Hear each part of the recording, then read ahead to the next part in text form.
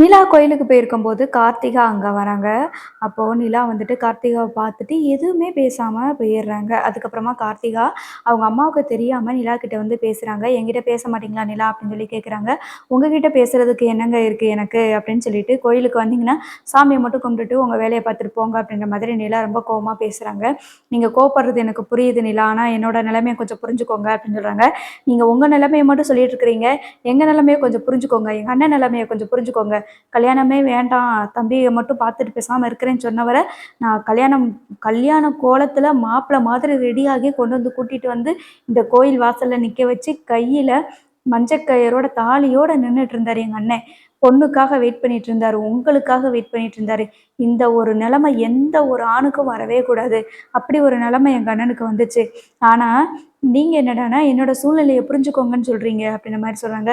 "நான் கிளம்பிட்டேன் நிலா. நீங்க ஃபோன் போடும்போது கூட நான் கிளம்பிட்டேன்னு தானே சொன்னேன். கிளம்பி வெளியில வரும்போது தான் எங்க அம்மா பார்த்துட்டாங்க.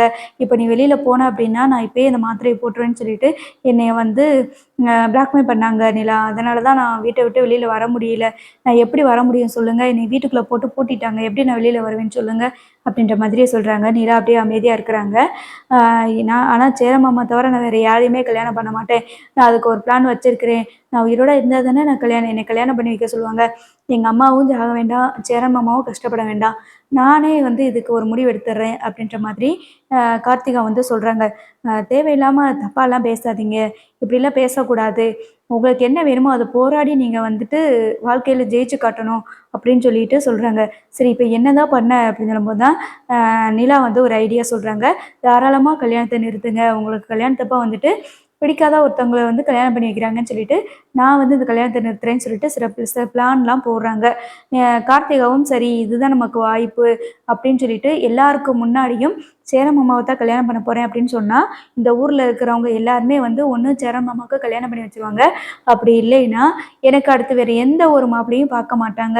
அதனால நம்ம அத பண்ணிடலாம் அப்படின்னு சொல்லிட்டு கார்த்திகாவும் முடிவு பண்ணியிருக்கிறாங்க. அதுக்கு நடுவுல இந்த நிலா தான் வந்து கார்த்திகாவோட மனச ஏதேதோ பேசி கெடுத்துட்டு இருக்கா அப்படின்னு சொல்லிட்டு கஸ்தூரி அவங்களோட அதாவது கார்த்திகாவோட அம்மா வந்து அவங்க அப்பா கிட்ட போயிட்டு சொல்லிட்டு இருக்கிறாங்க. சரி என்ன நடக்குன்னு பார்ப்போம்.